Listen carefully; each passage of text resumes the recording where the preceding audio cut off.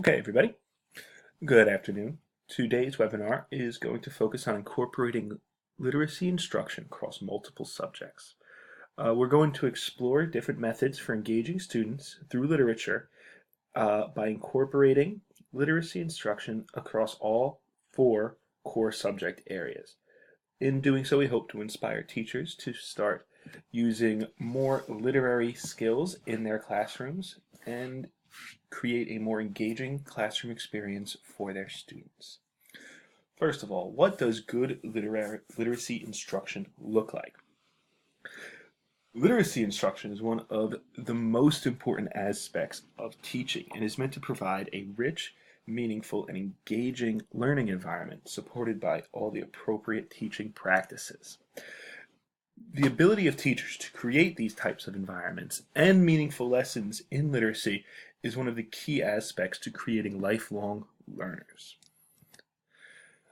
To understand literacy practice, we need to understand the students that we are teaching. And in middle school, students are at a time in their lives when they are perhaps at their most inquisitive. And by expanding our means and methods of instruction to all students, we can explore literacy in a unique way that allows students to experience the many forms of writing and just how expansive and interesting literacy can be.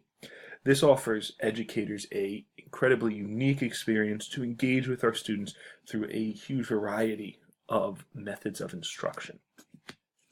Listed here are 7 habits of good readers. We are going to watch a short video in which an English language arts teacher explains how she utilizes each of these 7 subjects.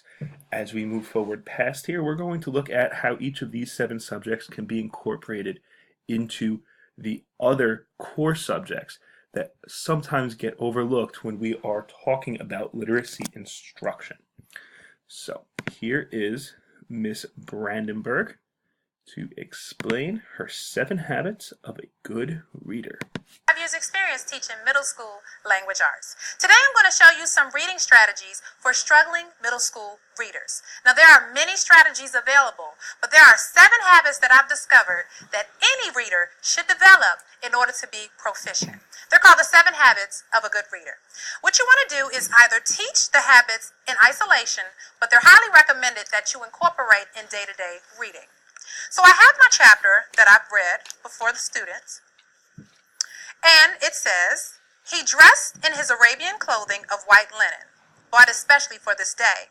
He put his headcloth in place and secured it with a ring made of camel skin. Wearing his new sandals, he descended the stairs silently." So the first habit is to visualize. I would ask my students to create an image of what I just read or what they saw in their minds. What adjectives or adverbs or maybe even verbs did they hear to help them create that image? The next habit is to make a connection. The student should be able to make a text-to-text connection, a text-to-self connection, or a text-to-world. Maybe they have white linen, or maybe they have seen in media where white linen was being worn. Next, the student should be able to make inferences. This is an educated guess. They can activate prior knowledge, maybe knowing that he's wearing white, that this is a very special occasion. The next habit is to question the text. Your students should be able to question the text before, during, and after. Next, a good reader should be able to determine what's important. Again, this is dealing with main idea and supporting details. A good reader should be able to use fix-up strategies. And this is when a student comes across a word that they're unfamiliar with. For example, if they were unfamiliar with the word descend, they can use context clues, which are words that surround the word, or maybe even break down the word in its parts, looking at the prefix, the root, and the suffix. Lastly, a student should be able to synthesize. Any good reader should be able to synthesize. And this is where they take information they already knew, add it to new information, and come up with a new perspective. We call that putting the pieces together. So these are the 7 habits of a good reader. This is Lakia Brandenburg, and I just showed you some reading strategies for struggling middle school. So, in Ms. Brandenburg's video, she is obviously focusing on the uses of these habits from the point of view of an English language arts teacher, but they are equally applicable to every subject that we teach. In fact, you could even argue that this book that she is reading there could be connected to social studies. But what is important is that we make sure students are making connections to their text. They're thinking about what's going to come next. They're questioning the text. They're making sure that they are thinking about the text as they read it and not just being passive readers. The next aspect that we're going to talk about comes directly from Daniels and Ahmed's the Upstanders, and it is the toolbox of teaching.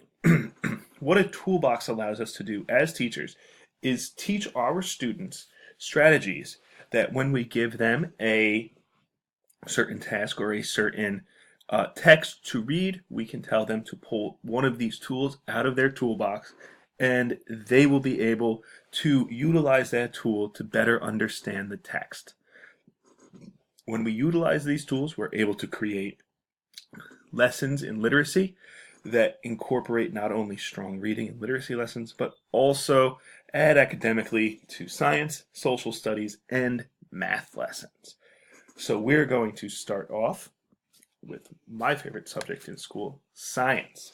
And science, we know already, has a lot of reading in it, and a lot of that reading is very dense and very difficult, especially as we are moving into the middle school grades, 7th and 8th grade. Science has a lot of vocabulary.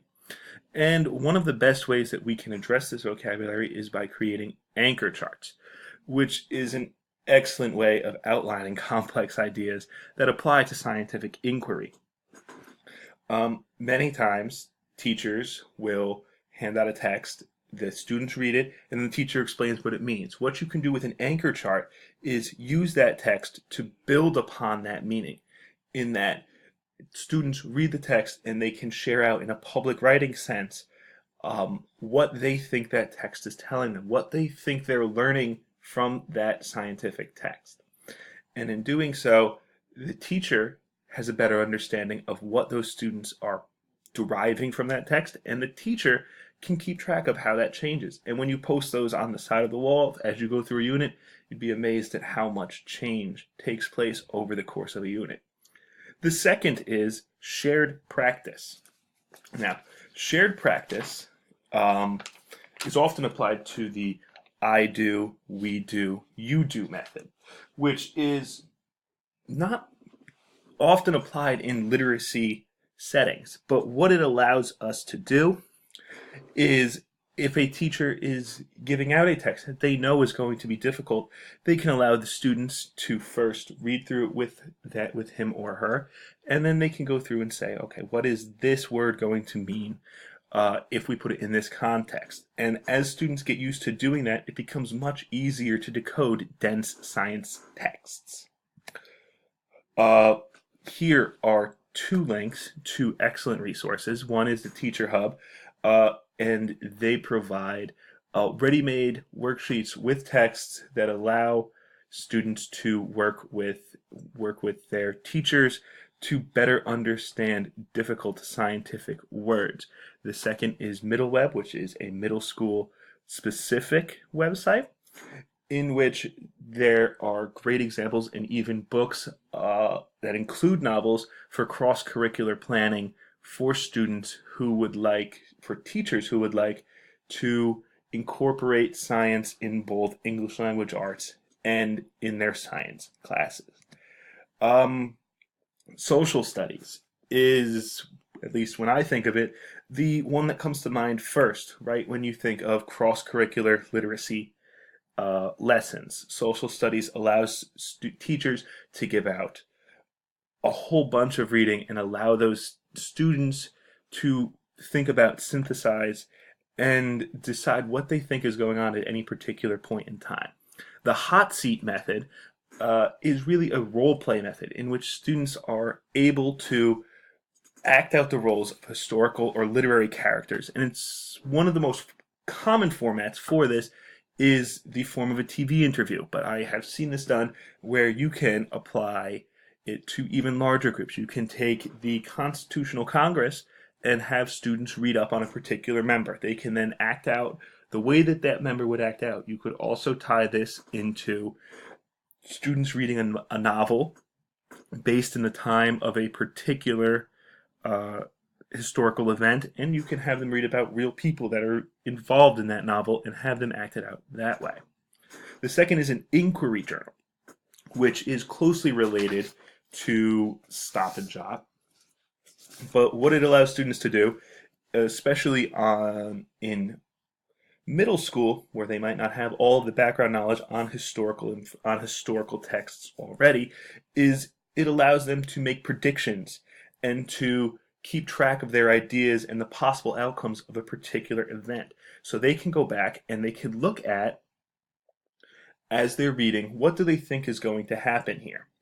As you read a novel or as you read even a history textbook, you can say, stop.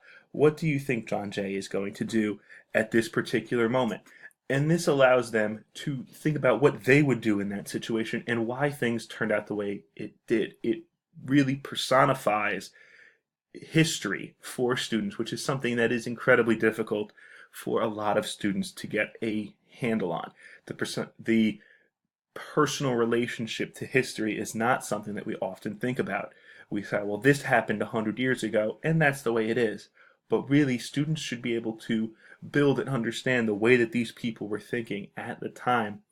And the Inquiry Journal does a great job of allowing students to do that, because it lets them draw conclusions to what they would do if they were in that person's position.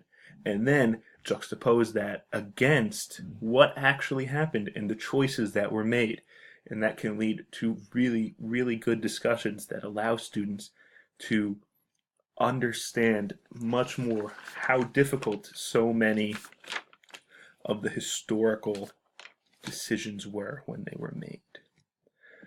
Here we have a couple of links that lead us to, first, passages that allow students to look into the past, and these are transcribed primary source documents written into a way that a 7th grader would do a better job of understanding. That's readingworks.org, social studies. Activity Learn is actual primary source documents, and in the top corner of this slide we have an example of grievance and solution, and that outlines what was going on. So this is the problem, this is the solution, and that is a great way to go into the Inquiry Journal, because students can first identify a grievance and decide what that grievance is and how they would create a solution for it, and then they can go back and they can look at it and see how it was actually decided and whether and why they made that decision, and that can lead to a bunch of great debate in the classroom. Finally, perhaps the most difficult subject to incorporate into literacy instruction, math. Math often gets overlooked when we're doing cross-curricular activities because for a very long time it has been sort of a standalone subject where you're going to go learn math and you need to learn math, and it's not really connected to the rest of your education, and that leads to a lot of questions, especially in middle school, given how inquisitive they are. Why would I ever need to know this? But by crossing math instruction and literacy instruction, we are able to show students how and why it is important for them to understand math. And the first tool that came to mind in doing this from Upstanders was concept maps. And they are not new in math, but I think when they are applied to longer word problems, they can be a lot more interesting. They provide a great way to organize one's thoughts, decide what's the most important thing in this word problem. What is the most important thing in this story that I can use to come up with a solution, which leads to turn and talk, which can go hand in hand with the concept maps, because it allows students to turn and talk, decide what's the most important part of this word problem or of this story. And one story that I thought was very interesting that I found a great deal of information on is A Wrinkle in Time. And A Wrinkle in Time has a huge amount of math involved in it. And if you can tie that math into integrating writing and mathematics, then you are off to a great start. At the Brown Project, you can see all kinds of concepts that come together.